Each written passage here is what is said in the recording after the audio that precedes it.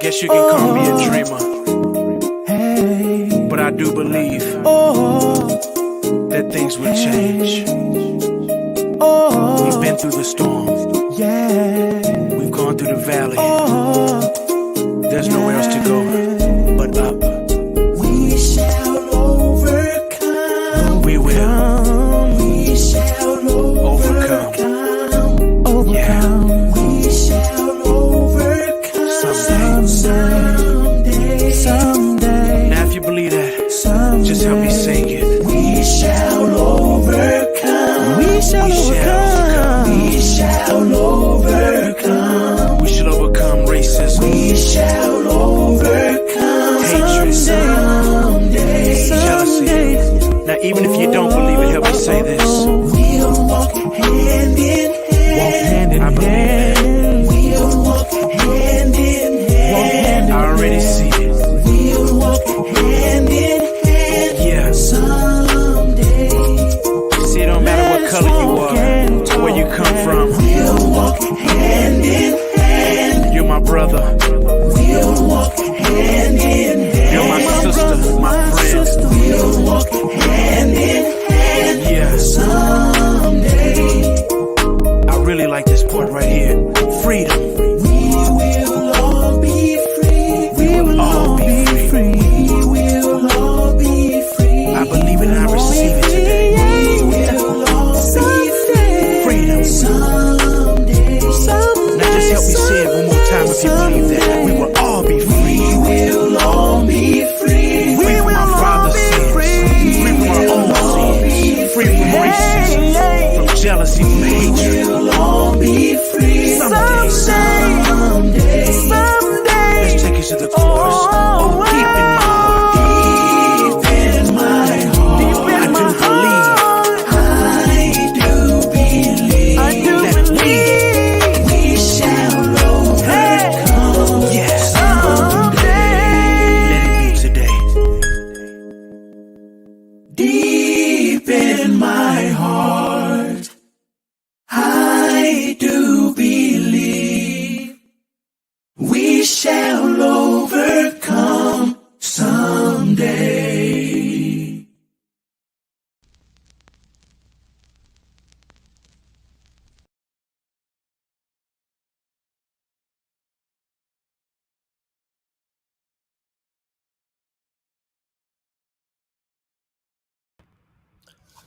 Hello, this is Faisal again. Good morning, good afternoon, good evening around the world. We're back again from BEST, Bangladeshi Entrepreneur Society of Talent. Once again, this is our episode 5. We have invited, like last few weeks, several highly talented next generation and from all over the country. And today's topic is a very interesting topic. I know that we've been talking about this pandemic and how we're coping. And today is unfortunately, along with this current situation with COVID-19, there's a very unfortunate event that we all experienced about a week ago or a few days ago. As you all know, there's a lot of social unrest around the country, around the world, because of this tragic event that happened to George Floyd. And let's all hear what our next generation have to say about that. And, you know, I was watching them in the past couple of days, you know, when they showed their interest, and I was amazed by the thoughtful, engaging conversation they were having with me. So here you go. I'd like to present you with our highly talented group of people to talk about our social unrest, our things that are happening around us. And I hope you are all listening in and enjoying the show, and feel free to ask any questions you have. So without further ado, let me bring in, as always, our moderators. Today, our moderator, one of our moderators is Nikita Rahman, and then I like to bring in Shah Ahmed, as you all know. So how are you all? Doing all right. Yeah. Hey, Raksha. Okay, good, good. So you're ready for having a very good conversation? Yeah. Excellent. So, okay, like last time, let me go back on stage and then you guys bring in our panelists and we're going to be enjoying the show. And if you have any questions, just feel free and then I'll be back at the end of the show. Thank you. Sounds good. Also, we are going to have a question and answer section at the end, and there isn't going to be any performances this time. So if you have questions while we're having Nikita's having the discussion with everyone, please send them in. Any questions about what's going on right now and what we feel and what our community feels would be greatly appreciated. All right, thank you. So hi all, I'm Nikita. I will be your moderator for this week's best episode. Just a bit of background about me. I'm currently a program manager at Peer Health Exchange, an education nonprofit. I also have experience working inside San Quentin Prison as a math instructor and also experience as a wellness counselor at a women's addiction recovery center. And this fall, I'll be entering NYU's Silver's class of 2022 for social work. So it's been a heavy few weeks. We're in our second week of protests spanning all 50 states, over 400 cities across the US.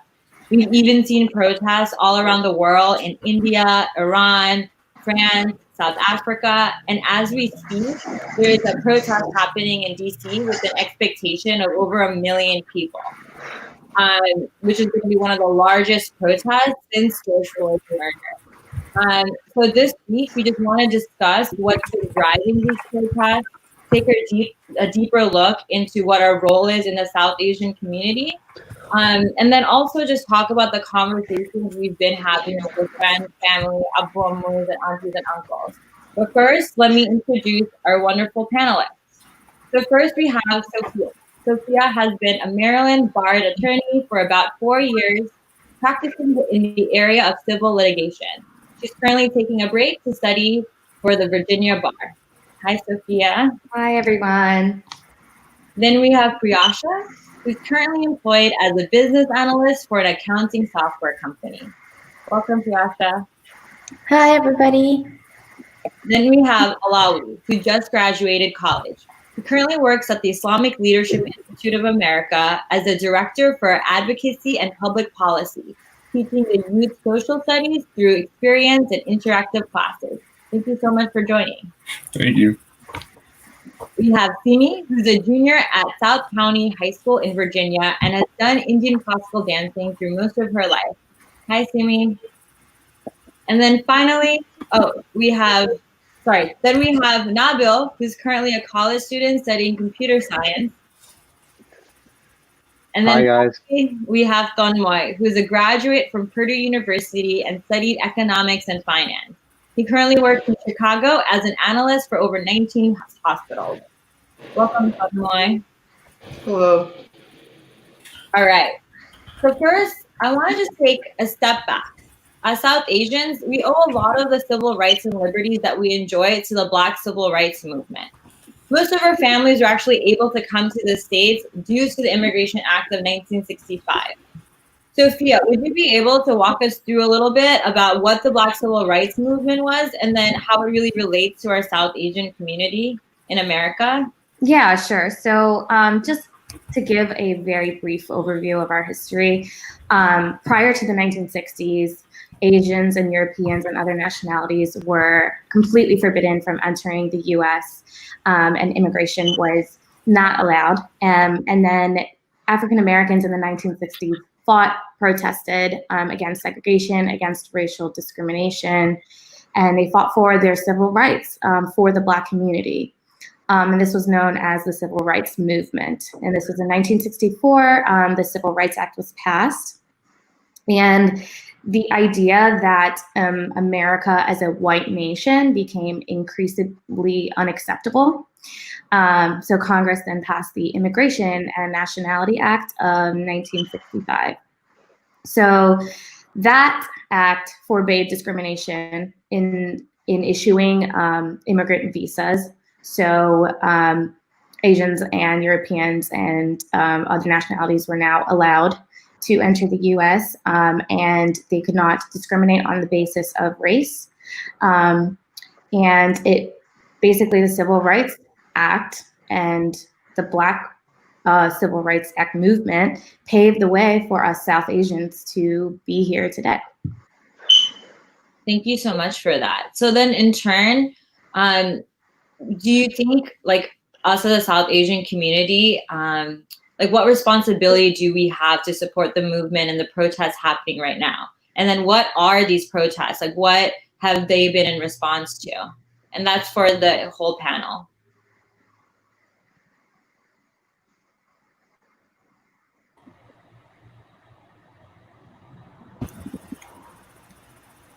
Go ahead, Thenmoy. You said you'd like to jump in.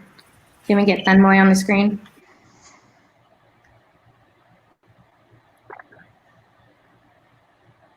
No. You're muted. You're muted. Sorry about that. Can you hear me? Yes.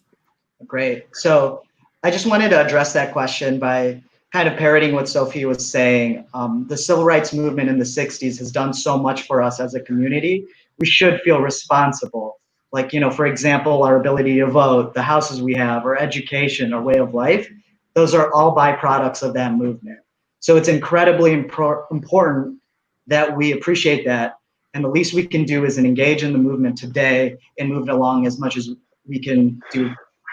And also, on top of that, I think it's important to call out that our community does have a lot of privilege.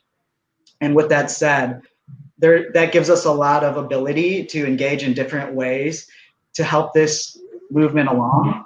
And so, for example, for me, working in healthcare, I've learned that there's a huge disparity between health outcomes between Black people and white people. So, for example, the CDC reports that Black women are 3 to 4 times more likely to die from labor complications than white people. And there's a lot of different factors for that. So some are like access to care, socioeconomic issues, but one major factor is implicit bias. So our healthcare physicians, they have a tendency to underestimate the pain and suffering of our Black people.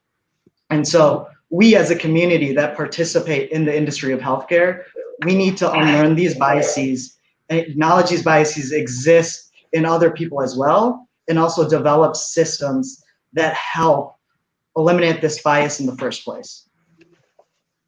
No, you bring up such a good point. You mentioned that we have a lot of privilege also in America as South Asians. Can anyone talk about ways that South Asians may benefit from the anti-Black racism that we see in America? I can speak on that for a little. You guys can hear me, right? Mm-hmm. I think one important thing we have to consider is the myth of the model minority myth, like the fact that like we are seen as this high achieving class that gets good grades in school. And I do think school is one of the most important ways that we can see racism, because especially in school, you hear that these Asians are doing well, these Black people aren't doing well in grades, et cetera, without comparing the socioeconomic consequences that each of these races go into coming, right? And especially fighting this myth, especially fighting the fact that like one race does better in a certain subject than another race, or another race does better in a certain subject than another race. That's important in fighting the stigma, because especially when a lot of kids don't get a lot of support from their peers, and especially their teachers, right? If the teacher has implicit racist biases against their students and thinking that the Indian kid's going to do better than the Black kid, they're going to look at the Indian kid and give them support, and they're going to look at the Black kid and not give them support, which is entirely unhelpful to not only their their confidence, but also leads to very dangerous consequences down the road, right? So the anti-Blackness in our society has given us a privilege, but it's a very negative privilege, and it hurts the entire community as a whole. Yeah, definitely. You bring up a good point about the model minority myth.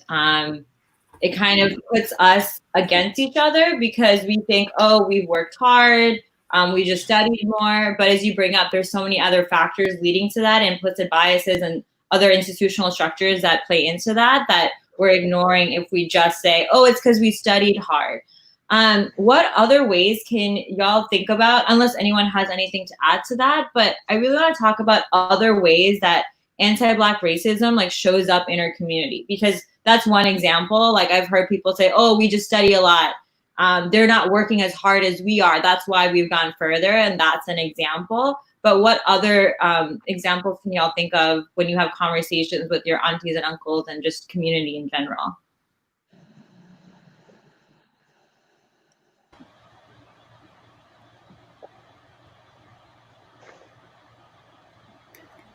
I think colorism in the South Asian community, when I was thinking about what's going on, I think the first step on identifying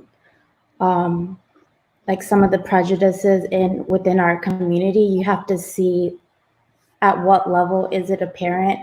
And for me, when I thought about that, I thought about colorism and skin tones and how big of an issue that is within our culture. Like I've heard a lot of people in our own communities define somebody's beauty based on how light skinned they are. And they prefer, like when you hear people getting married, you just hear people in our community say, oh, that person is like very light skinned or Forsha, or like, that's one of the like first things that you hear. And then like when it comes to like interracial marriages, I think a lot of our parents and a lot of the people in our community, if their kids were to be in an interracial relationship, they would prefer that their child is with a white person versus a Black person. And I think little comments like that we grew up hearing, we need to think about that and how deeply rooted colorism is within our communities, and how we define beauty and how like hurtful that is, and how we like view people.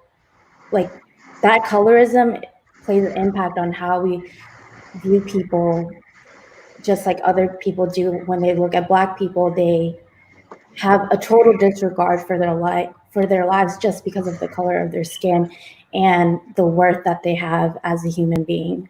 So it really starts off with like just evaluating your basic rights, your basic day-to-day activities, because we can run outside and nothing will happen to us. But a Black person, sorry, I'm getting emotional, just like living, existing, or getting killed. And I think as a human being, everybody should be outraged and everybody should be really upset watching all of this happen to another human being. Sorry. No, don't apologize. Like, I think you showing that just shows how real it is. It's not just like a thought exercise we're doing here. It's a real problem. And thank you for showing that vulnerability and just how much it's an important issue. And we're not just talking about it for fun. Like, this is a serious issue. Sophia, you were about to say something? Yeah, I was just going to piggyback off of what Priyasha said. When we participate in colorism in our own South Asian community, we are adding to the problem here. We're putting people that are darker skinned at an inferior level, and we're saying, hey, you're better, or you're a higher human being, or you're at a different level than this person who is darker skinned because you're light skinned. And because of your skin color, you're better. And that is the same kind of mindset that we go into in not just in our South Asian community, but then around the world. And these are the biases that we absolutely need to stop having. And we need to eliminate colorism in our communities, and that will in turn help us eliminate it outside of our communities as well. Because if we think that way, even in our own communities, imagine how we think against other Black people. And we should not be holding other people at a higher level because of their skin color, period. No, you both bring up such a good point. It can be somewhat, it can go like colorism can affect something as shallow as just, oh, beauty, just beauty. Not that beauty is shallow. It obviously has more impactful effects, but people can say, oh, you're pretty for a Shamla girl or whatever. But then having much deeper effects of like people's self-worth. And as Tonmai mentioned, there's like healthcare providers have these biases that have real effects on Black lives. And a lot of our family members are doctors. A lot of us are lawyers, engineers. So when we're going out into these fields and having these biases that have real effects, like it shows up in those fields. And Tonmai mentioned statistics earlier, like it has real effects. I want to also add, like this week, a lot of Bollywood actors and actresses have spoken up actually in support of Black Lives Matter, but they were also called out for their hypocrisy and like promoting and profiting off of like skin lightening creams. So can any of you kind of speak to like their response and like their potential hypocrisy? Yeah, so you actually made the point I was gonna make about the actresses. Like, it's just unfortunate that it's so pervasive. Like, you just watch TV and it's on there, right? Like, even there, you can't avoid colorism. It's everywhere. So I think I really encourage our community to communicate with our money and just try to avoid products like that one, because they're very harmful to our psyche and our mental health. Yeah, I feel like I remember being younger and just joking about Fair and Lovely. Like it was just such a funny joke that we just all made. And I think only as I got older did I realize like the actual repercussions. Does anyone want to add to that on my side? I would just like to add to what Sophia said about like colorism. So in our community, I believe that obviously like the beauty standard is to be lighter or fuchsia, but a lot of people just have that preference just when they see. But I think how we can start to eliminate that beauty standard is to not project that on your kids, or say when you're looking for a wife, look for this, or when you're looking for that, or just even showing in front of them that like when you're thinking someone's beautiful, the first thing you point out is how light they are. And that's how colorism is instilled into future generations, and it continues to spread. That's why it's so prevalent in our community. So I think the first step is to not project that on your kids and just keep that to yourself, and do not teach kids that that's the beauty standard, because it shouldn't be, right? So yeah. No, definitely. Potentially like calling out our family members when they do say it, you know, especially when it's wedding season. If they're judging the bride, oh, how fasha are they? How light are they? Oh, then they're like, mashallah, mashallah, they're fasha. So maybe us having a responsibility to calling out our parents when they're saying stuff like that. And y'all mentioned like unlearning them by one, not teaching their kids, like not passing this on to your kids and other generations, and also like not putting like talking with your money, not investing in these products. Is there other ways to kind of unlearn these harmful effects of colorism? I think one thing you can do is really learn about your history and really self-examine yourself within your history.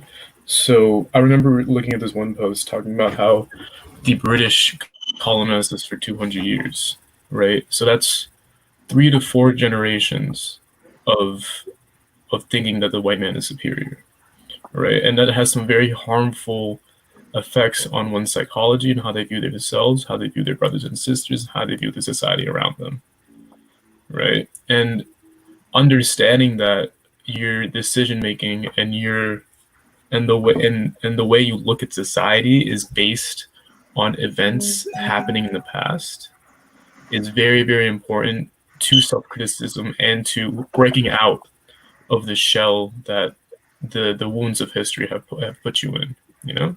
So I feel that like understanding your history and just self-examining yourself within that history is a very important thing to do. No, that's very powerful. Thank you for sharing that. If no one has anything else to say about this, I just want to kind of bring it back to the protests that are happening right now that actually started in the middle of the coronavirus pandemic. You know, you work in the healthcare industry. What is your response to criticisms that say the coronavirus seems to no longer be an issue now with these protests going on? Yeah, so I've heard that narrative quite a bit on social media and a little bit on the news.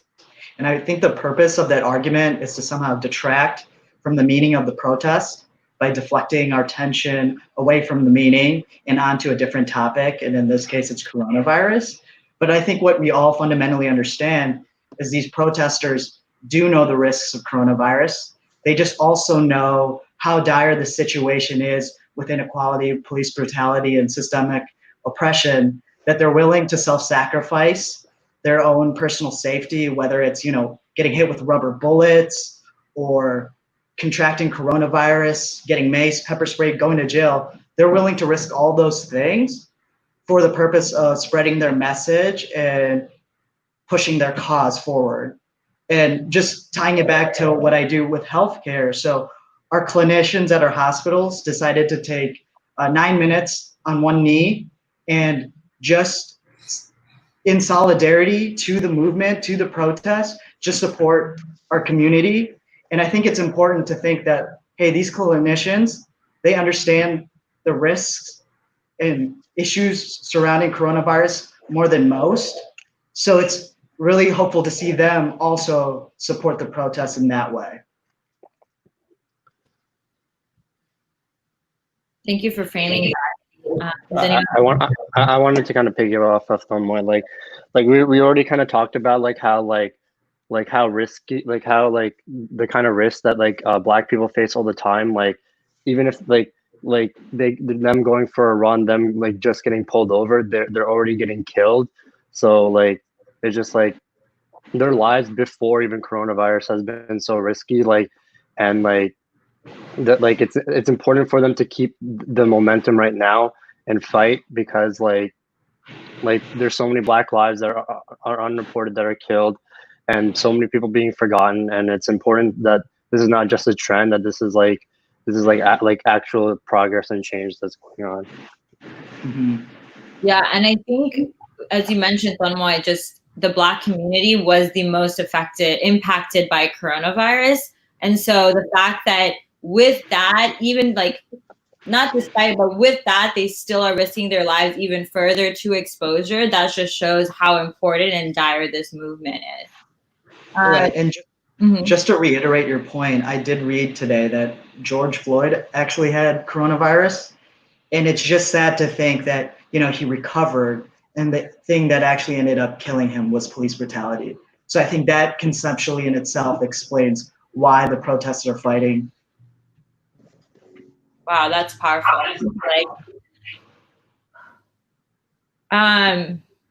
So we've also seen that the majority of the protests have actually been nonviolent, but there have been instances of looting. How do you respond to folks that say the looting takes away from the main cause of the protest?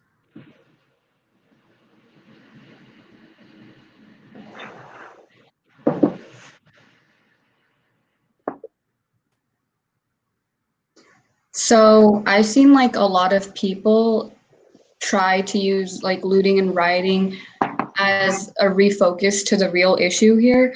And I've even seen on TikTok, I saw this TikTok video where this boy showed a picture, and it was a veteran's gravestone all messed up and destroyed basically, and it was actually a picture from 2016. He was saying, oh, this is what rioting and looting does. However, that picture was from 2016, and the real story behind it was a drunk driver drove through it and ruined it. However, that had nothing to do with the protesters who are peacefully protesting. And yeah, a lot of people are trying to refocus the conversation, and many of the looters, not all of them, but many of them are just opportunists that take advantage of the situation that they're in. If everyone's doing it, then they just kind of hop in, when it's just a domino effect of how it really started, which was the police showing violence in stores refusing to sell like items for people who are injured and stuff like that. All of that just created the tension, and then it just starts, you know, going from there. That results in looting. I think at the end of the day, what people have to remember is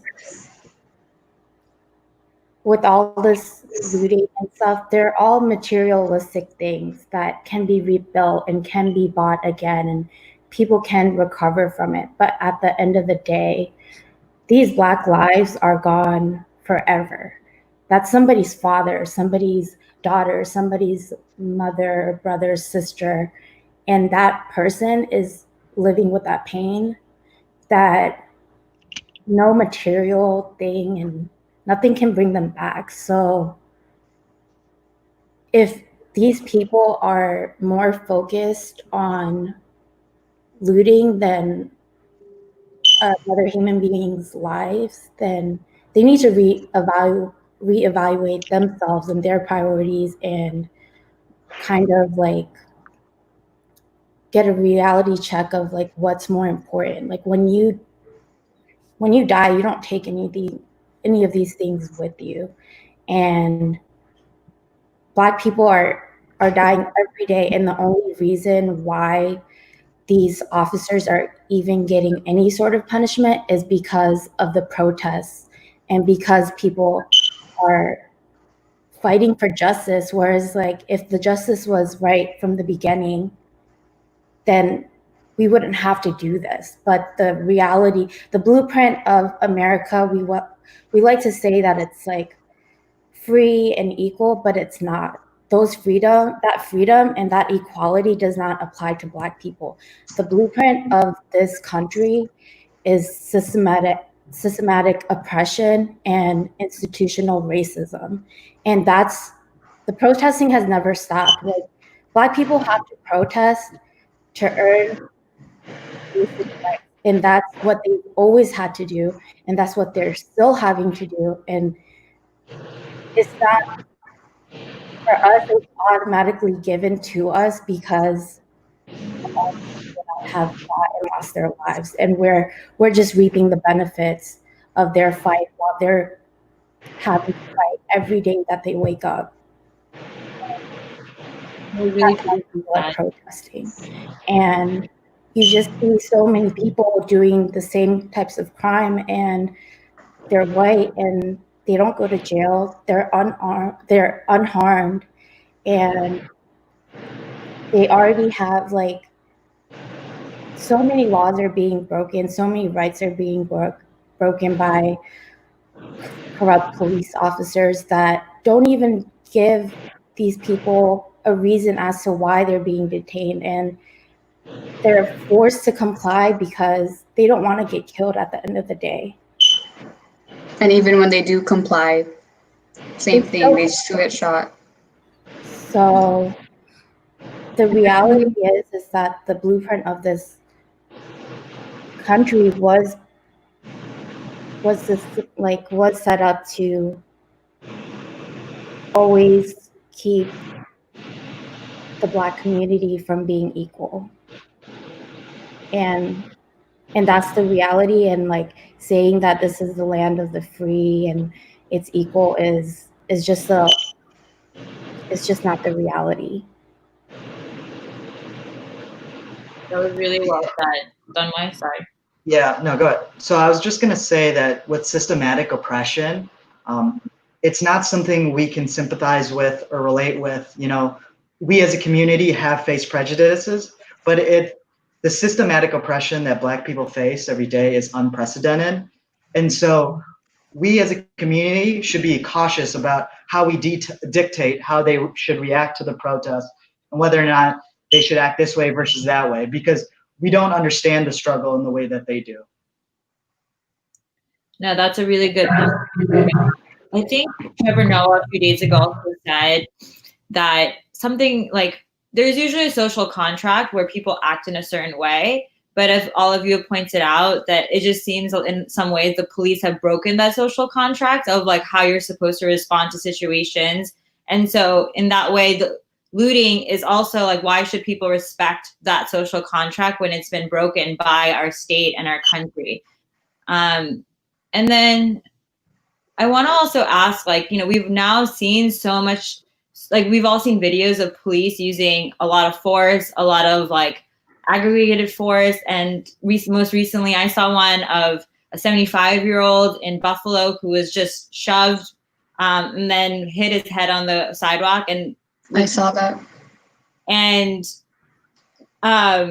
just on your feeds, like, where are you really seeing the violence coming from? I know, like, we always talk about the looting, but where are you, from your feeds, are you seeing, from Instagram and Twitter, like, where is the violence coming from?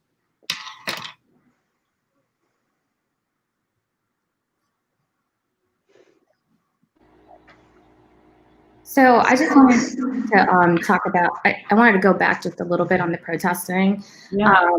And piggyback off of what Dunmoy said.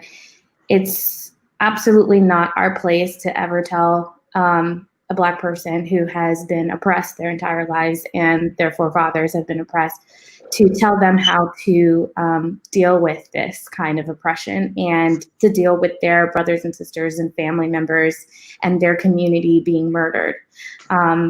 And peaceful protesting may have, it may be the thing that is allowed by our country and our constitutional right, but since 1965, when the civil rights movement happened and peaceful protesting was going on then, there doesn't seem to be much change. There hasn't been much change, and the Black community is still constantly being discriminated against, and the peaceful protesting isn't working. So how we cannot tell them how they're supposed to be handling this situation. And if we were in that situation, what would we do if peaceful protesting for so many years, for several years and decades, have not worked? And so I just wanted to add that on from the last conversation. And just to answer your question, Nikita, I have seen a lot of videos where violence is coming from the officers first. And I've also seen, like a lot of different, people doing the violence. Like sometimes it's not even Black people, sometimes it's white people.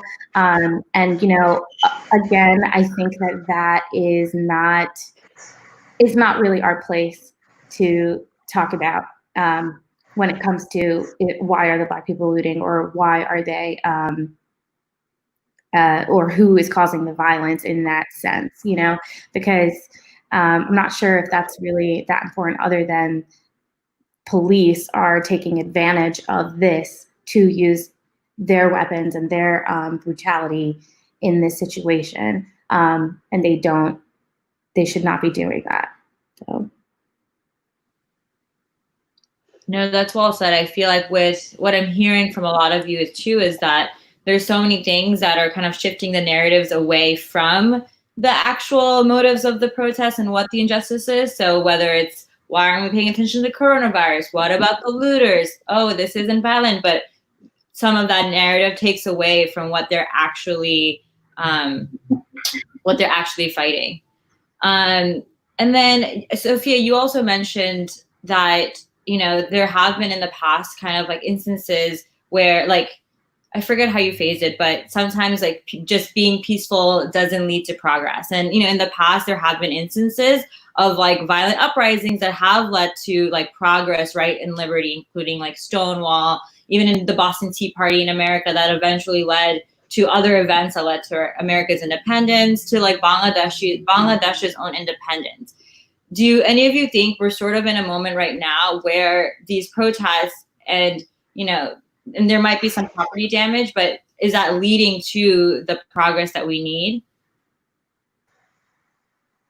I think it is leading to the process, because it's creating like a chaos and like an unsafe environment that like our leading government officials, like it proves to them how they have to make action, or else if everyone keeps dying, then they will be held responsible because they didn't take any action. And just like every kind of revolution, because of the chaos, people actually decided to make change, to like calm down the chaos. And like when Martin Luther King was passed away, died, they rioted for 6 days, and then the civil rights action was passed, like what we were discussing earlier. And yeah, just like we kind of just need the chaos to draw the attention so that um, something can actually be done. And I just wanted to add to that, like the rioting caused $47 million worth of damage, and that also with the chaos, it is like in their face, and they do have to change something at that point. They can't just keep sitting around and letting it happen. So if this is what we have to resort to, then it just needs to happen. So.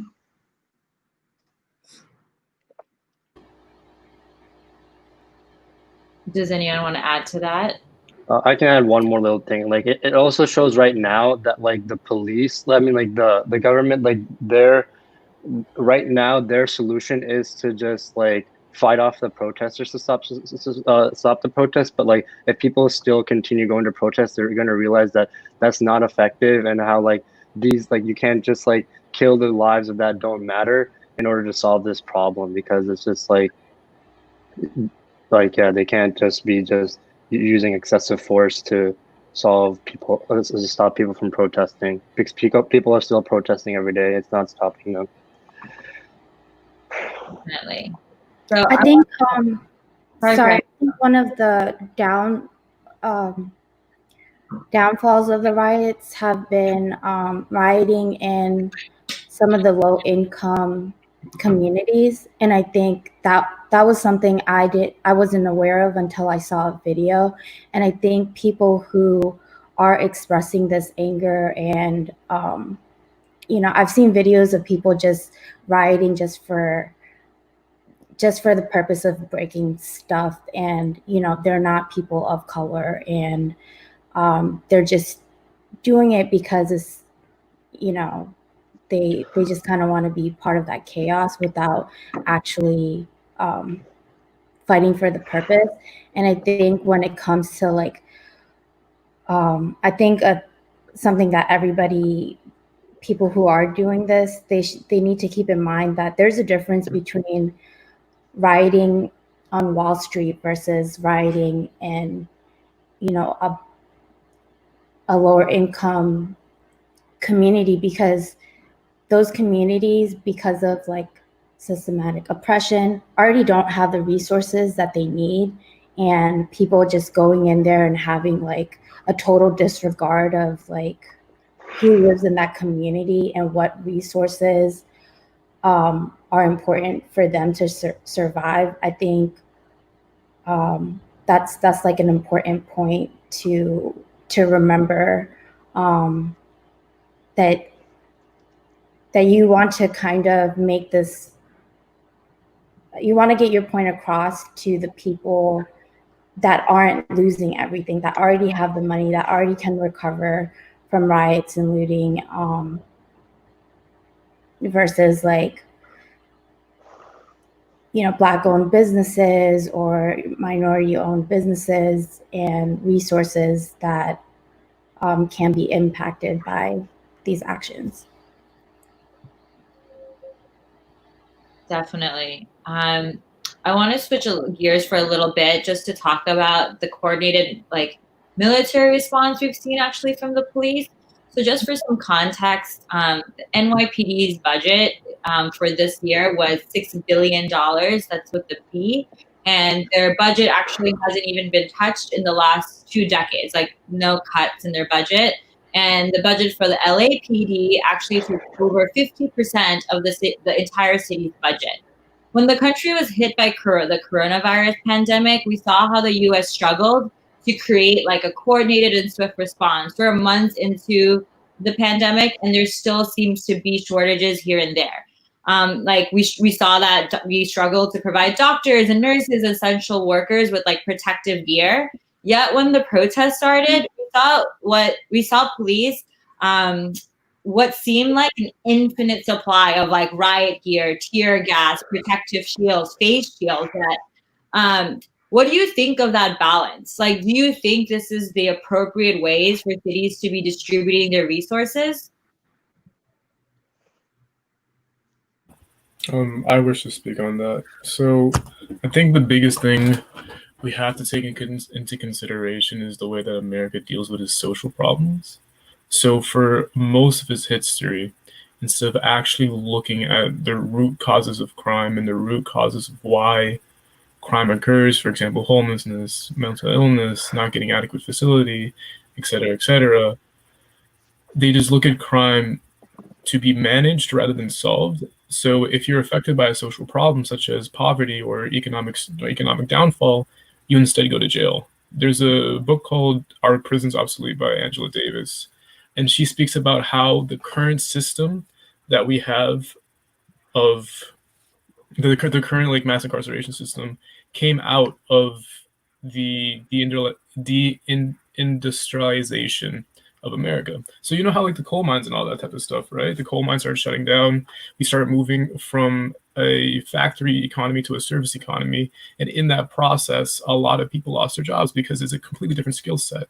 So in that process, a lot of cities, she uses the case study of California, you have a lot more homeless people because they can't, pay for their living condition anymore. And instead of actually trying to figure out, hey, how do we solve this issue?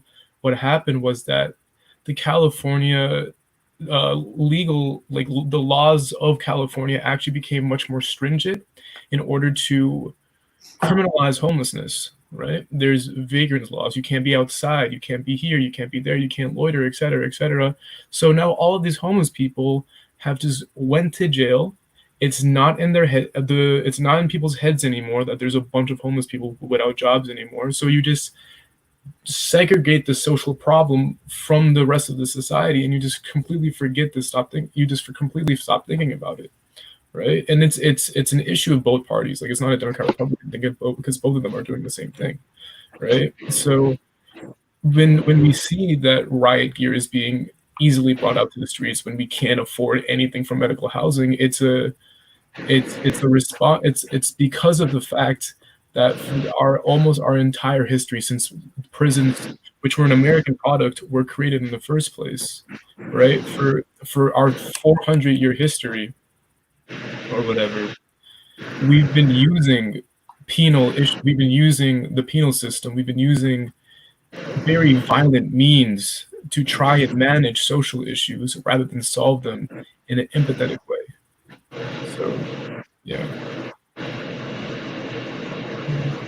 Yeah, thank you for speaking on that. You mentioned a good point that we criminalize a lot of our problems away. If you're poor, we criminalize poverty. If there's drug addiction, we criminalize drug addiction. And if you're homeless, as you said, like, we criminalize that. You're not allowed to be outside, sleep on park benches.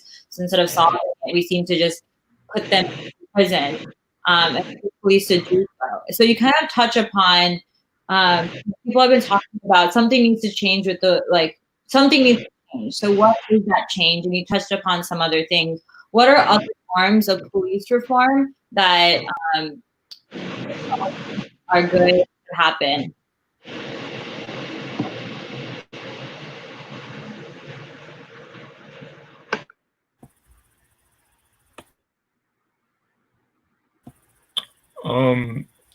I think the biggest thing we have to do is defund the police. Like, there's no other way. I really do believe 100%, because every money that goes into police, and right now you said New York has 6 billion, LA has 50% of their budget. Any money that goes to the police is money not going to social services. Any money that's going to the police is money not going to solving the root issues of crime, right? And if you look at post-Ferguson, under the Obama era, right, they've tried so many things. They've tried making sure that police don't do this, that making laws against police not doing that, et cetera, and none of them worked. None of them worked at all, right? And this is a repeated, like, it's been shown over and over and over again that police reform has not worked out in our country's history, and that's a fact that we have to face. So It's either we abolish the police eventually, like we get to the point of abolishing the police through defunding the police and not making it stronger, or it's nothing. We're gonna have the same issue again. I do agree that defunding the police is a major way that we can start the police reform. I think one of the main things that a lot of people do not know much about is why are police officers not able to be convicted when they do use excessive force and when they commit murder and when they're charged for murder? Why is it that they're not being convicted? So there's actually two ways that you can hold cops liable and police officers liable. And you can pursue them in a civil route or you can pursue them criminally.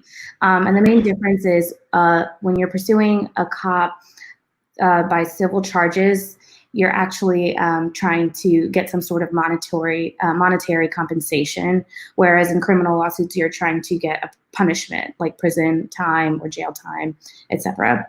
So there's this thing called qualified immunity, which is something that cops can bring up when they are being sued civilly. So when you're asking for monetary compensation for what they did. So qualified immunity basically protects all of these police officers from lawsuits alleging that they violated some right. So without going into too much about what qualified immunity, basically it protects all government officials, including cops. So they can just say, if somebody brings a suit against them in a civil action, they can just say, hey, I have qualified immunity. So because I'm a police officer, I have this. That's not something an ordinary citizen has. That's only something government officials have. And it's something that they can bring up, and they don't even need to pay for trial. They don't even get to go to trial. They don't have to say anything. This is a law that right now a lot of people are talking about because they want to abolish it. And they think that it needs to be abolished. And that's something that we can help with by calling our congressmen and trying to get this in effect, this bill to become a law to abolish qualified immunity in police officers, so that that's not something that they can always say. It should, it's really not, it's not, even if we did abolish it, it's still going to be difficult for civil plaintiffs to win in court, but it is still crucial. And ending that would mean ending court opinions that say that government can violate people's rights. It's basically stopping, hey, shoot first, think later. And that's kind of what we want to get to. And that's the civil aspect of it. In terms of the criminal aspect of it, every state's control criminal law, and every state's law is different, but most, and I'm just generalizing here, most state laws allow government officials or state police officers to use excessive force and deadly force in certain situations. That's not something that an ordinary citizen can use, but police officers, if they are fearing for their life, or if they think that there's some sort of crime that is about to be committed and it's going to hurt another person's life, then they are able to use excessive force without any consequences. And the problem with that is that it is extremely subjective. It's a subjective standard. It's supposed to be an objective standard, but police officers can just say, hey, I feared for my life. They can just say that. And in that case, if that's something that they say, or I thought that he or she was going to kill somebody or murder somebody or hurt somebody, they can just say that. And in that sense, juries do not want to, they don't want to charge these officers because they feel bad for them, or they feel like these officers are actually fearing for their lives. and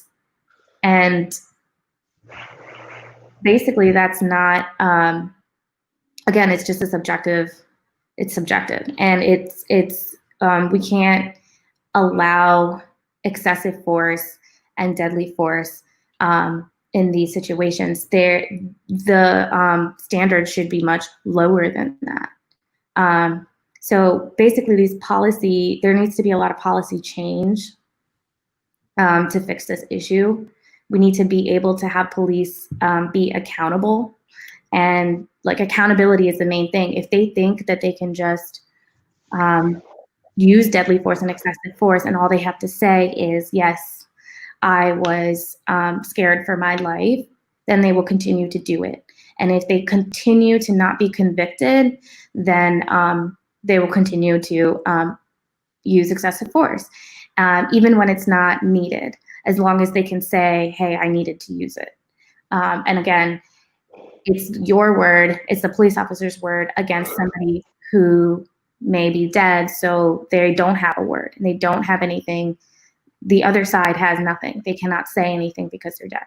And so that's the reality of the situation here. And we need to change the laws. We need to call our legislators, and we need to try to get an entire massive reform happening in all of our laws and hold police accountable for using deadly force and excessive force. And we need to get this whole shoot first, think later mantra out from the police system.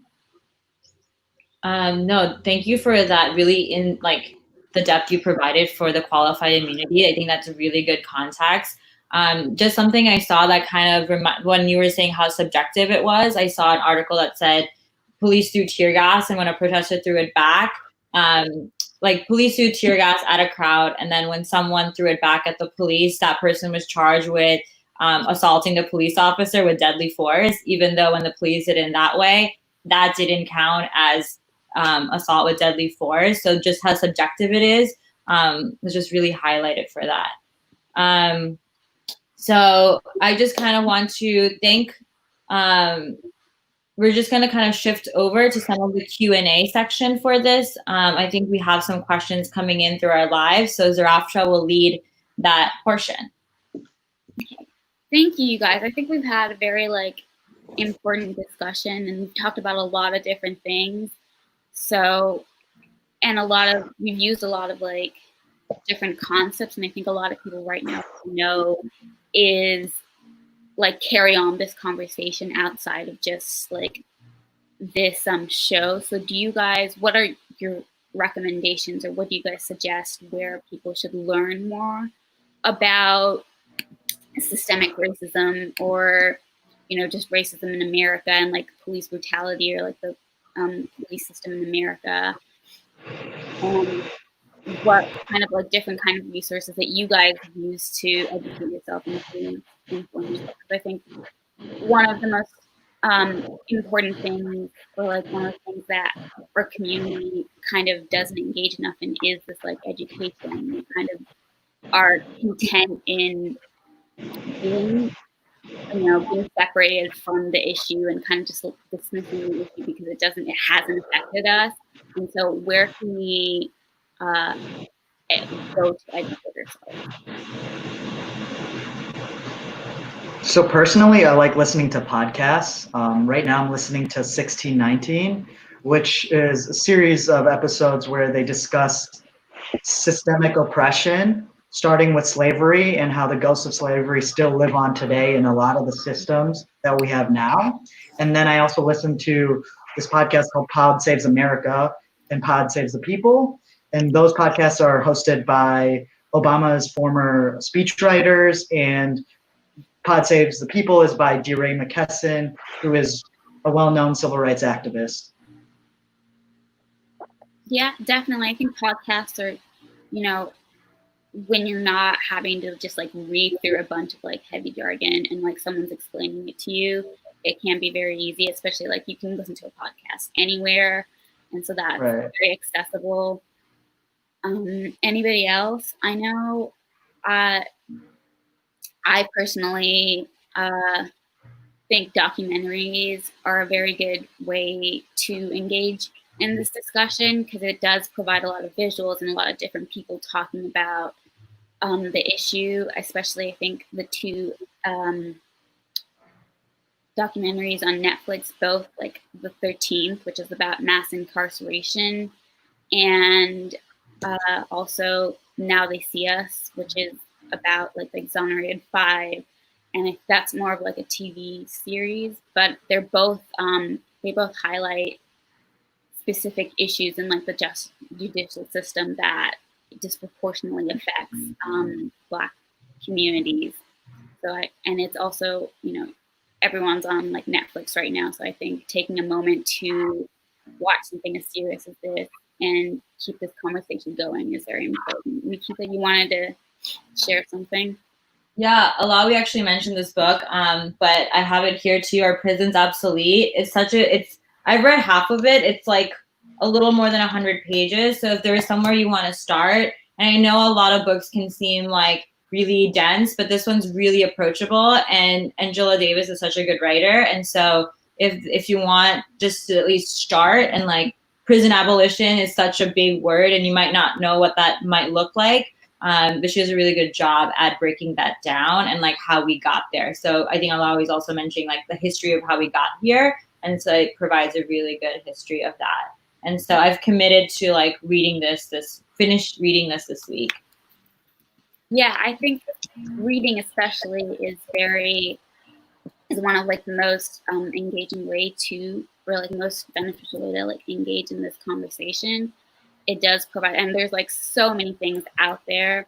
Does anybody else have other reading recommendations or other recommendations? So this isn't specifically a reading recommendations, but I feel like I want to speak about the importance of protest, not in the sense of like getting action done, but in the sense of in like lifting up voices and stuff. Because a lot of times you have speakers at protests that don't traditionally get the platform they deserve, right? They're coming from their experiences and they're saying like what they're going through and what needs to be done from their experiences. And these are the voices you don't see on CNN. These are the voices you don't see on Fox. These are voices you see at the protest on the ground when you're there. So going to a protest is much more than just like yelling and chanting. It's being with the people and enriching your sense of community and understanding that like, hey, like there's a sense of community to be found here. Like I remember I was at the Howard County protest, right? And like I did not expect that much from Howard County, given it's Howard County. At the beginning they were kind of offbeat, and I was like, this is not going to go well. But by the end of it, right, there was stories about police brutality and understanding like what's wrong with the police. That by the end of it, people were saying like down with the police, which I would never expect Howard County to say.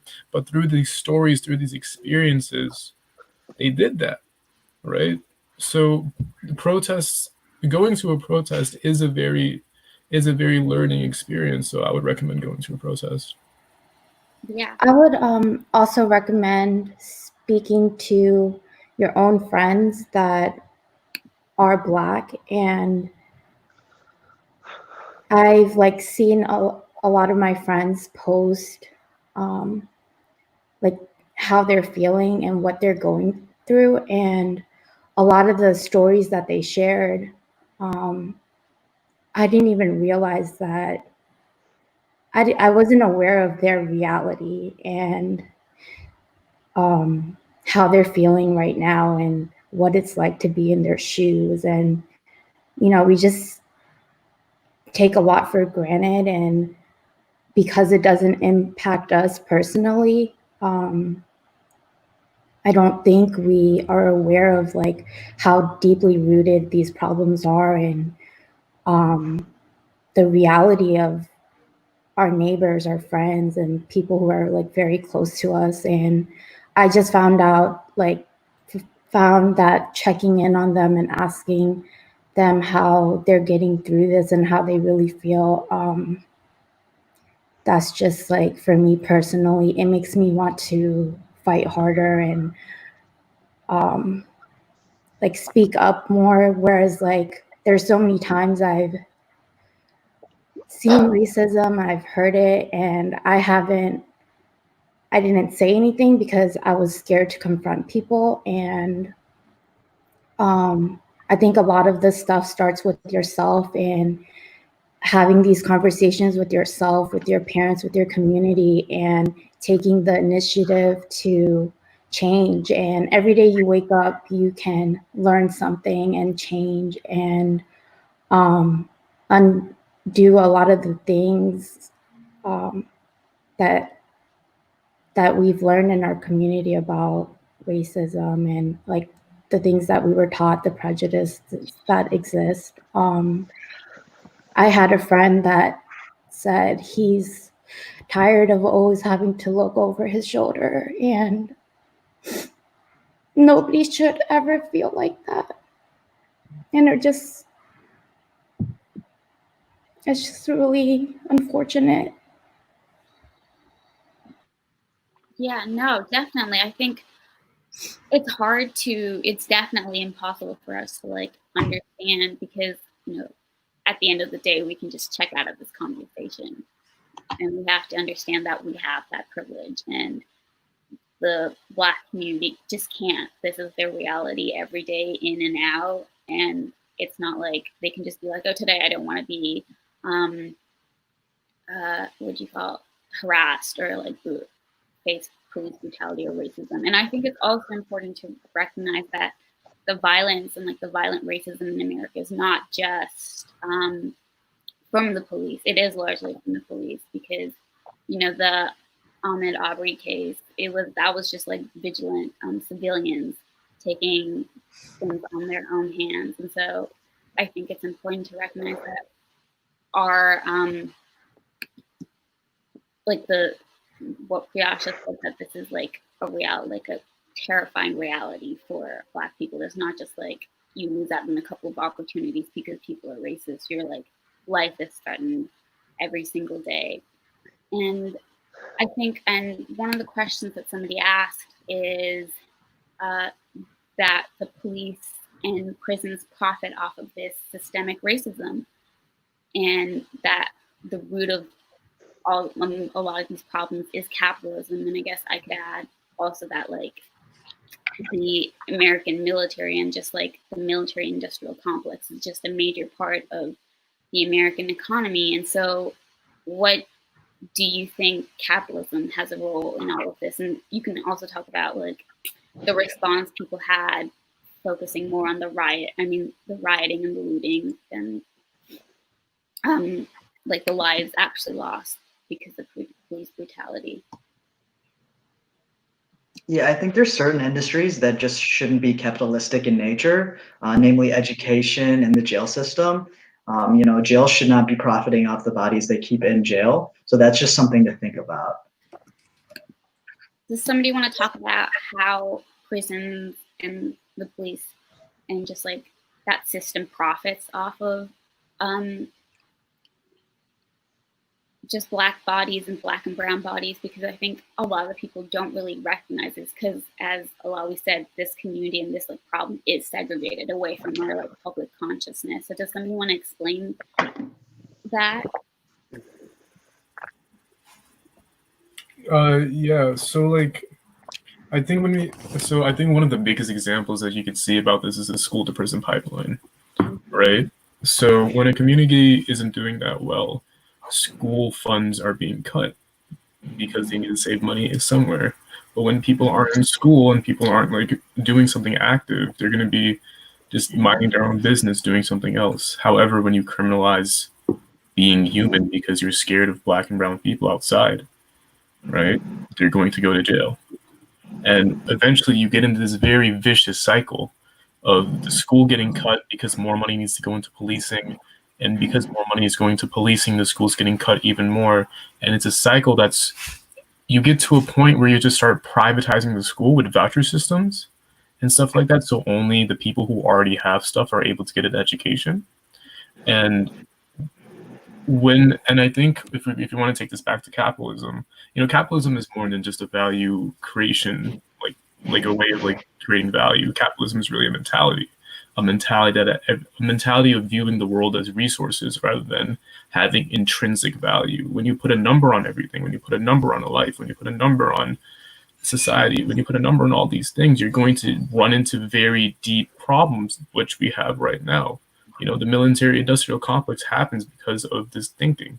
You know, the school to prison pipeline happens because of this thinking. And in order for us to step away from this thinking, we really have to reevaluate how we pull things off. You know, when you look at people, when you look at your employees as what's it called, as not people, not as a team, but when you look at your employees as metrics, when you look at your employees as numbers, you're going to misuse them, you're going to not pay them a fair wage, and when they're not doing well, what's the word, you're going to just fire them and stuff like that, you know? So when we look at why all this bad stuff is happening, we really need to reevaluate the way we look at the world. No, definitely. I think the thing you said about, especially about the school to prison pipeline, is that we do have a big presence of like police in our schools. You know, I guess partly because of like school shooting, which is like another issue. But I think police are already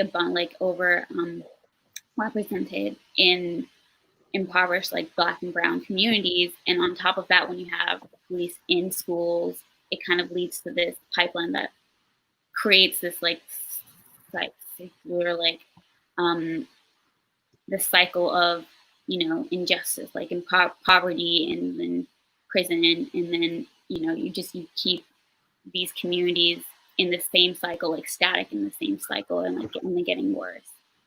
I think there is definitely something to be said about that.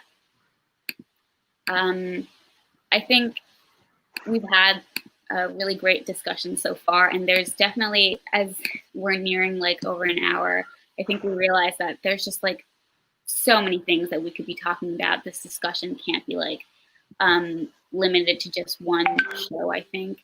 And so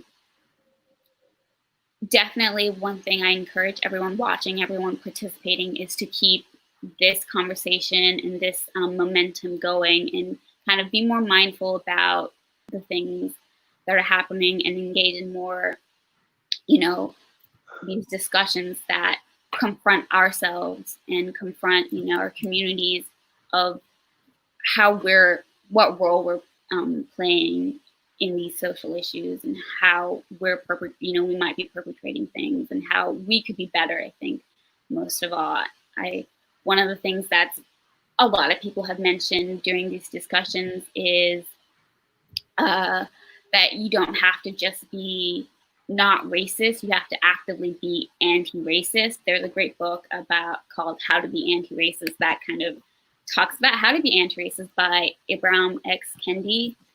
So I definitely think people should check that out. But also, as Maniza here mentions, one of the easiest ways and most important ways to engage and spread awareness is communicating through social media. So I kind of want to take a moment to ask the panelists here what they've done beyond just like posting a Black tile. Like, it's not enough to be like, oh, Black Lives Matter, racism is bad.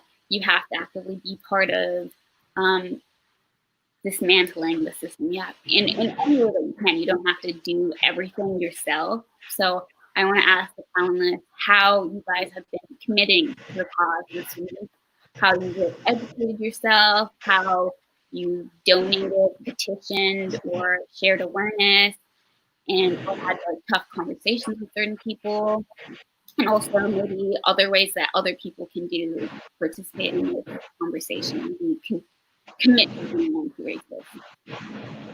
Yeah, just to piggyback off of what you were saying about how it's not enough to just not be racist, we have to be anti-racist. And that is just something our South Asian community needs to really hear. This isn't just a fight between Black people and the rest of the world. This is our fight too. And we are directly involved, and nothing will change for our Black friends and families without our help and without everyone's help. And so one of the ways one of the ways that the South Asian community now can help is really by donating money. If you don't feel comfortable protesting because of coronavirus or whatever other reason, donating the money is one of the best ways to support Black Lives Matter. And Google is your best friend. You can Google policy reform websites and Google what kinds of Black Lives Matter movements you can donate to. Do your research and make sure that they're legit. Make sure that it's actually going towards the cause. And always have conversations and pass awareness around. That's another thing that we can do now as community, not just donating. Donating is obviously, I think, one of the main things, but never stop questioning others and never stop correcting others or bringing awareness to others or educating others. We have to do that every day, like whenever you hear it. And even amongst our friends and family, I know it's hard to have those kind of discussions with your friends and with your family, but it has to be done in order for any changes to occur. So definitely donate and keep having these discussions and bring awareness to the people around you. Also vote. That's another main one. If you don't vote for elected officials that are trying to adopt and have new policies like this that will help Black Lives Matter, then they'll never get into the system. The system is corrupt, and everybody kind of knows each other and everybody kind of protects each other. So we have to get new people elected that are for the Black Lives Matter movement and that promise to change these laws and to make a change. So knowing who you're voting for is really important. Voting is really important. Yeah.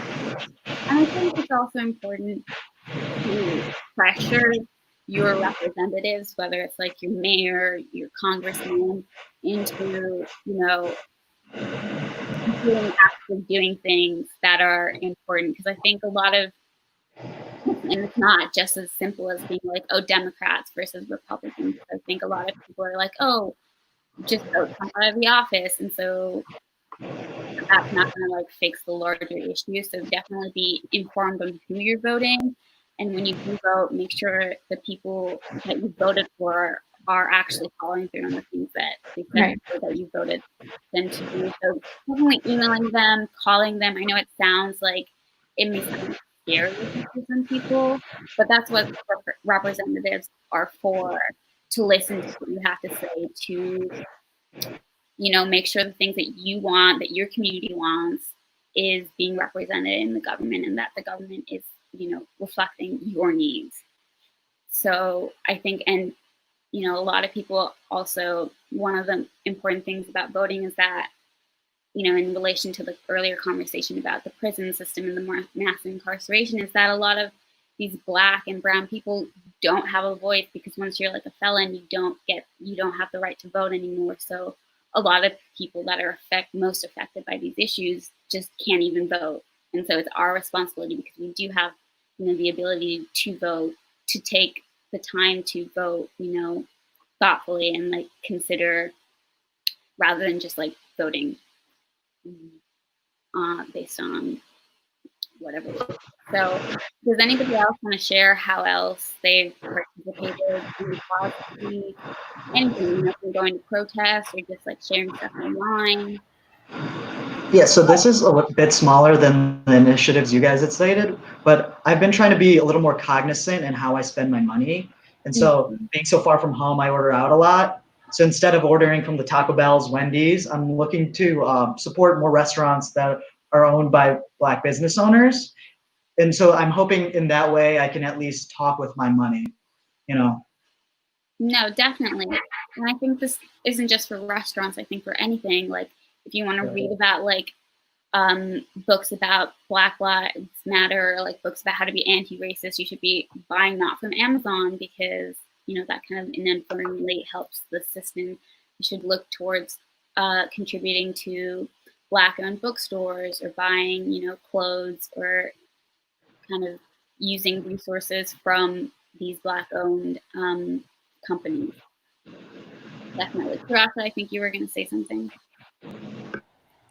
I was just gonna say the same thing. Like if you're gonna spend your money, try to research and see what companies and businesses you can contribute towards. And for me personally, I also went to the Howard County protest and vigil, and just being around that energy and like hearing what people are saying and what it means to them being part of that movement is important to is very important. And also like use your social media platform to share information. That's how we kind of got here in the first place, and that's how people are using these platforms to get the justice that they should have had from the beginning, but didn't, because people are now fighting against it. And just like think about your privileges and your day-to-day activities, and just always be mindful, have those hard conversations with your friends, your community, your family members.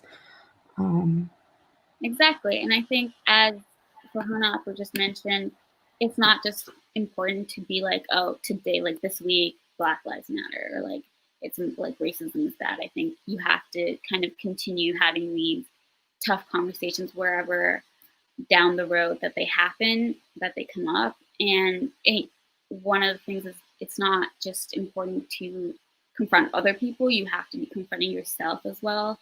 I think of how, and just like confronting us about why we're letting why we've been okay with all of this happening. And just like questions like that. So does anybody else want to share other ways before we move on to, because I know it's also important to remember to like stay not positive per se, but to share voices and amplify Black voices. And so a lot of the panelists have compiled different artwork or poetry to share with everyone, because it's also important to not just to continue supporting Black people, not just in like supporting when they're fighting for injustice. I think part of the problem is that Black people get invalidated, that they're not given the credit that they should be given, or given the space to be themselves. And so I think it's important to read more books, watch more TV, listen to more songs, and engage in more just also artwork made by Black people about themselves. And so does anybody want to share anything else before Nikita shares this wonderful artwork about the situation? Yeah, I just wanted to say how the protests and everything, if you're like thinking of going and you're like not sure like how much your voice really matters, just a reminder that Breonna Taylor and all these other cases that happened years ago that they never got justice for, that their murderers are still walking around to this day freely and they haven't gotten justice for. These cases that were previously closed are being reopened due to the protests. Like, your voice matters.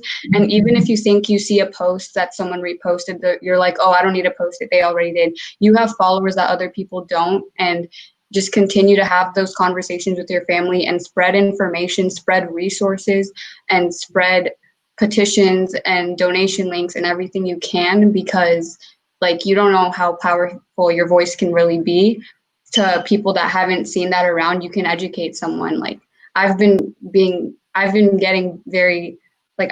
a lot of knowledge from the past few days simply just from social media, and something that I wouldn't have seen if someone didn't share, or stuff like that, like the ban of rubber bullets and just many things. So just use your voice, and if you can protest, do that, and just do everything in your power and make sure that you're doing your part and educating your friends and family.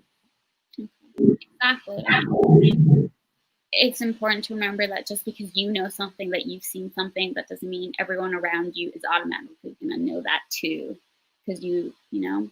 And I think one of the comments mentioned that it's important, because I know most of us engage with like Twitter and like Instagram, and it's very easy to like share because like almost everyone you follow is probably your age, also, you know, discussing this movement. They mentioned that you should also be, you know, talking about all this on Facebook, where a lot of your relatives and like people from our community kind of, that's where they interact in. And they might not be getting like the same information that you're getting from other places, other platforms.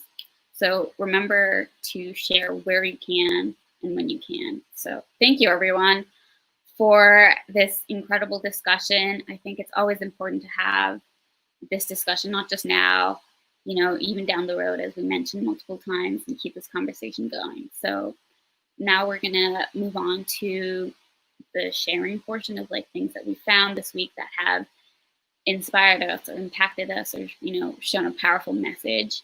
So first we have Nikita. She's gonna be sharing this artwork that this Instagram user posted, and she's gonna explain a bit about what this is. Yeah, so I came across this like yesterday or 2 days ago, and it's this Brooklyn-based artist called Adrian Brandon at AB, and that's their handle on Instagram. Just gonna kind of read through what they wrote. So they wrote, "The series is dedicated to the many Black people that were robbed of their lives at the hands of the police. In addition to using ink and graphite, I use time as a medium to define how long each portrait is colored in. 1 year of life equals 1 minute of color. Tamir Rice was 12 years old when he was murdered, so I colored his portrait for 12 minutes. As a person of color, I know that my future can be stolen from me if I'm driving with a broken tail light, or playing my music too loud, or reaching for my phone at the wrong time. For each of these portraits, I played with the harsh relationship between time and death. I want the viewer to see how much empty space is left in these lives. Stories that will never be told, space that can never be filled. This emptiness represents holes in their families and our community who will be forever stuck with the question, who were they becoming? This series touches on grief and the unknown." So if you then go, so yeah, they colored in each portrait for how many years that they've been alive. So this was Tamir Rice. This is George Floyd, Breonna Taylor, Sean Reed. And for me, this was just it was just really moving to me. And like, I don't know, it was just for me such a good visual representation of what it feels like to not have lived your full life. And just like the emptiness that it brings people and their families. And yeah, I just thought it was like a really cool and moving representation of that. And then Tony McDade,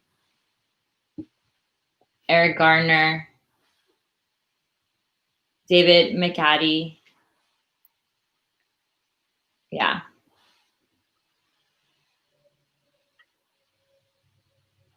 Definitely. I think what you said about like the most tragic part is that they don't get to live their whole life. And a lot of them, like Tamir Rice, they're literally children, and they don't get to, you know, go on. And also like for their families, I think George Floyd's daughter is now like fatherless, and it's just like it's like a tragedy that keeps happening, and no matter how sad it is, no one seems to be wanting to do anything about it.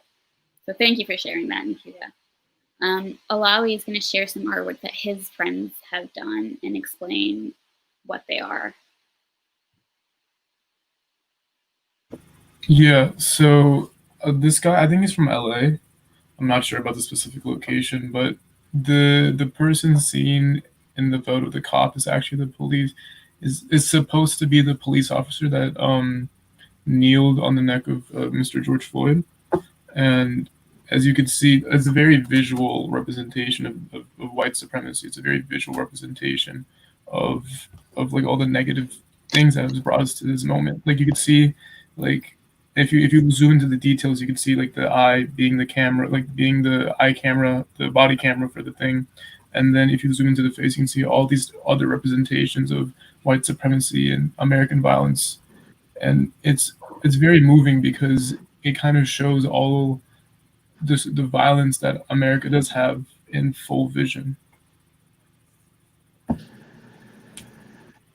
And then this is made by a photographer in the DMV, Sana. I think this one really it's colored greatly, right? It looks really good, but I think it kind of shows how many people are really like about it right now, which is really, really exciting. And then this one I think really shows it's also made by Sana.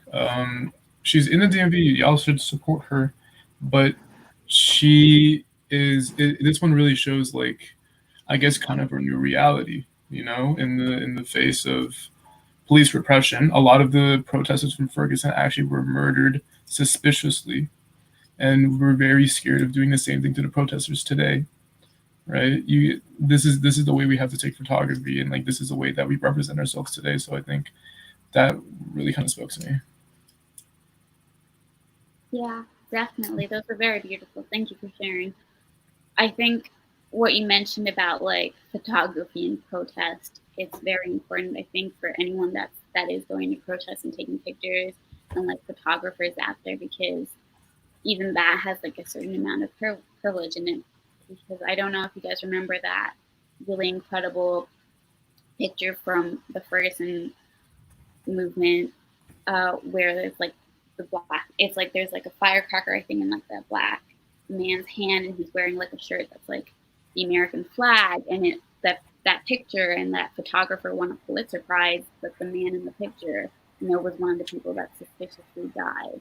And so it's kind of just like another thing that you should be checking yourself when you're like going to these protests and participating in these protests, is knowing that how you interact in that situation and like the amount of privilege that you might have in that situation. Now, Priyasha, you actually went to one of the protests. You mentioned you wanted to share something about it from there.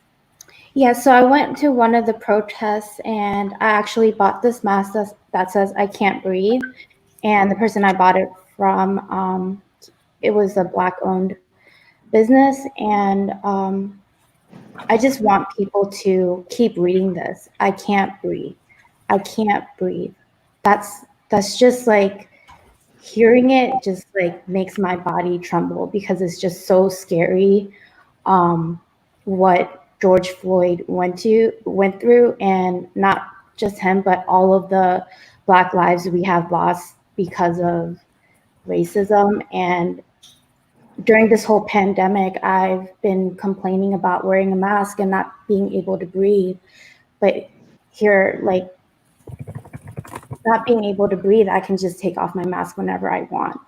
And that's the privilege I have. And here are people, Black lives, that are pleading to stay alive, and they can't breathe, or they're no longer breathing. So I just thought anytime you put on a mask, anytime, I just want people to remember these words, that I can't breathe, and I want them to keep fighting, and I want them to remember all of the people that are suffering and all of the people that we have lost,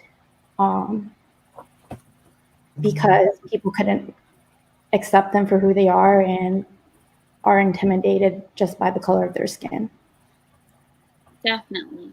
And I think this is also the last words of Eric Garner from like 5 years ago. And so it's just like this repeating cycle that doesn't seem to end. And it's like, you should be horrified. More people should be horrified by this. And I couldn't stomach watching George Floyd's video, but I read like the last words that he said, and it was just like awful, terrifying. I can't even imagine. And so I think it's important to remember the feeling that we have, and like make sure that we don't have to go, nobody has to go through this again. So now, Pamela, you have something to share. You have a quote, you want to read out to us? Yeah, I have something to share. So there was a performance in 2016 that has been reverberating in my mind these past couple of weeks. And what the performance was it was in 2016 by Big Crit, who is a rapper, songwriter, lyricist, and he was talking about the Eric Garner situation. And essentially, it's a poem, and it's from the perspective of a cop who's having an inner monologue, which transitioned to actual outer monologue. And it goes like this: Moms have been crying, and they're gonna keep crying. Black folks have been dying, and they're gonna keep dying. Police have been firing, and they're gonna keep firing. The government's been lying, and they're gonna keep lying. Propaganda news channels, that's all for show. Camera phone videos is like all we know, diluting what an eyewitness might really say, because the whole world saw murder yesterday. Now your account isn't what it used to be. According to them, your eyes can't adjust to the violence you aren't used to seeing. Police brutality is all in your mind, and the tactics that they use only look worse and rewind. And people die every day. You should get used to it. Hands behind your back, face down, and still say you're shooting. Can't breathe. Knee where your neck should be. Like, why are you moving? Kids in your car headed home. Like, what are you doing? Like, why are you chilling? Forget your feelings. Why are you smiling when I'm so serious? I hate patrolling your space. Like, why are you living? Stop asking questions. Why are you filming? You look suspicious. I think you're dealing. Step out the car. You fit the description. Someone I fear. I need to kill him. Blood on the curb. I need it spilling. Another civilian, another not guilty, another t-shirt, another rap lyric, another life gone. I can't forgive it. Yeah. And I just want to repeat that that was written in 2016, and it applies just as much as it did then to today. Yeah, no, I was gonna say that it's kind of appalling that like the things that are happening right now are almost, exactly what happened in 2015, 16, all these years ago. And that definitely, I think the fact that a lot of these things are only happening because you got it on camera, and that it's just like if that didn't happen, if there wasn't any like witnesses, if that like 17-year-old girl wasn't there with George Floyd, we might not have, even been having this conversation, and this like cycle and this like violence keeps continuing.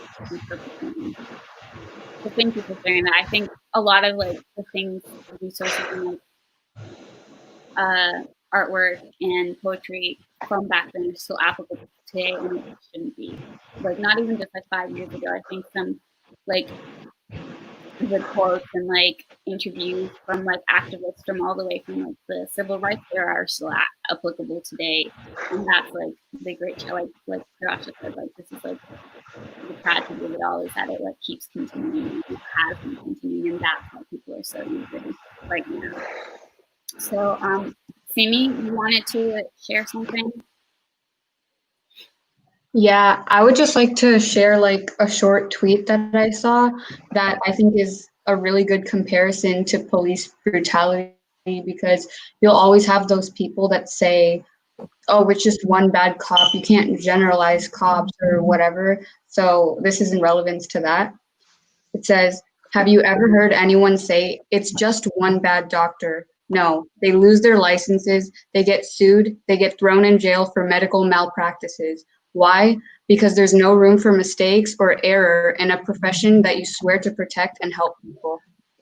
And I just think that's really important for people to understand when they say it's just a couple bad cops, that there is no room for error, because people are getting killed every day and something needs to change, and it needs to happen now. Like there is no time for anyone else to lose their life. So I think that's a really good reflection when people say it's just one bad cop, because we don't attack the fire department, we don't attack doctors because, there's no room for error, as there should be for police. Like you said, it's very subjective for what they determine what's threatening or whatsoever, and that they can get away with. And I just don't think that's okay. There needs to be reform.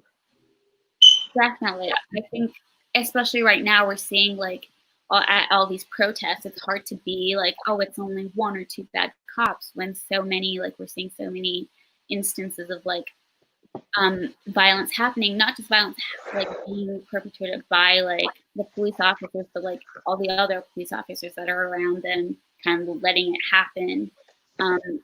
We mentioned earlier that like the incident in Buffalo with the old man that fell over, and how, you know, in that video you can see how once he falls over, the other remaining police officers, they, you know, at first they start to keep marching and keep going and kind of ignoring the incident that happened. And, you know, later the department suspended, I think, the police officers involved, and that kind of led to 57 other police officers resigning in solidarity with the police officers that were being held accountable for perpetrating this violence. And so it's kind of hard to say like there's like one or two good cops when, I mean, bad cops, when so many of them kind of, the ones that don't actively commit the violence are still kind of upholding the system and holding each other accountable. So Nabil, I think you wanted to share something too. Yeah, I just kind of wanted to reflect on like the progression that we kind of saw due to these movements. Like in 2016, we saw that Colin Kaepernick was kneeling for the national anthem to protest against police brutality, and he unfortunately was cut off the team and was unable to find like an NFL team. But like recently, we see Roger Goodell, the commissioner of the National Football League. He actually made a public statement saying that he made a mistake for not allowing peaceful protesting during the national anthem, and how like and that's and like that was in 2016, so 4 years later, and how he supports the Black Lives Movement right now. So like it shows like how much like progress we made, because like a lot of people, like they say that professional sports are very similar to like modern day slavery, because of like how people will tell like professional sports players, oh, shut up and dribble, shut up and throw the ball and stuff like that. And so like in that sense, they felt like that these people, their job is only to play and not like speak their voice, because of how many because of their like high role models. And it was just very moving for me, because it shows that there is progress. The NFL commissioner is going to work hard so that these NFL owners don't control their players, and the players have a voice and can spread their message. No, definitely. I think the fact that this time around, like even though it is devastating that we're at the same place again, I think the response from not just the people in this country and other countries, but you know, you see a lot of like big companies speaking out. I know it's not enough, obviously, for them to just post like a statement, but the fact that they're acknowledging this when they hadn't before is kind of at least a small step in the right direction. And I think a lot of people are also a lot of these companies are trying to like have these conversations now internally and try to address like the problems that their workers are kind of bringing up right now and their employees are bringing up right now. So, Sophia, you also had a quote that you wanted to share. Yeah. So I think I'm the last one presenting now, and then we're going to wrap up after this. But I just wanted to say a quote from Dr. Martin Luther King Jr., who stated a long time ago, which is still relevant today. In the end, we will remember not the words of our enemies, but the silence of our friends. And I think that this quote is self-explanatory, but this is the reason why we're here today talking about this on this platform, because we cannot be silent anymore. And we want to encourage our South Asian community and our Bengali friends and family to not stay silent anymore, because that is what is going to make the difference in the world and make change. And that's what our Black friends will remember. Definitely. I think that's the biggest takeaway from a lot of these conversations, is that your silence at one point becomes betrayal, which is another MLK quote. And so thank you, Sophia, for sharing. Thank you, everyone else, all the panelists for, contributing to this incredible discussion. I know we went way over time, and this isn't even after all this discussions, there's still so much to be talked about, so much to be confronted with. And so, again, I encourage everyone to keep this conversation going and keep anything you knew that you've learned today in your mind when, as you move on. So thank you. And thank you to the audience for the questions and support that you've given. Thank you. Thank you. No, we could have gone another 3 hours on this topic, and it's very well spent, almost 2 hours, and that's why I didn't want to stop you guys.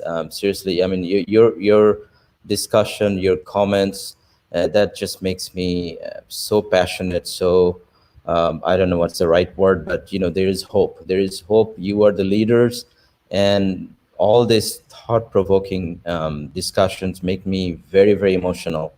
And we are all in America.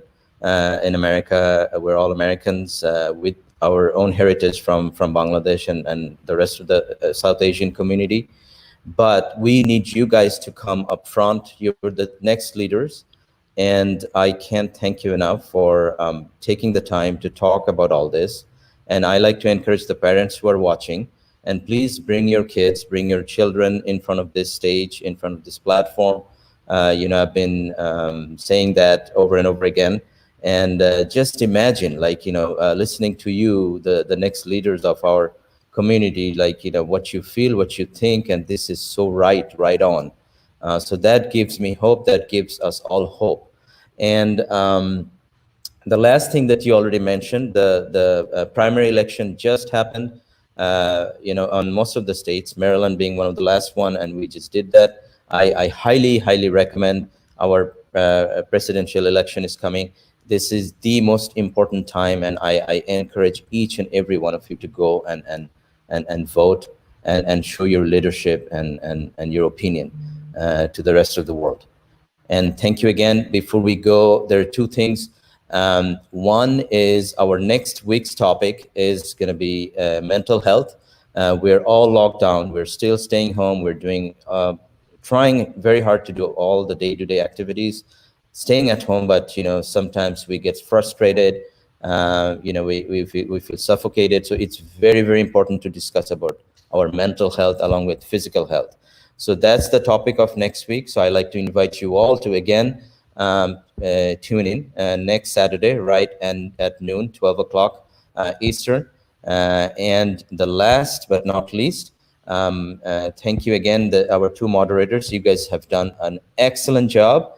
And don't go away. Just stay with us for another 60 to 90 seconds. We're just going to finish this segment with a nice slideshow. And with that, thank you again, and keep up the great work, lead the world, and see you next week. Take care. Bye-bye.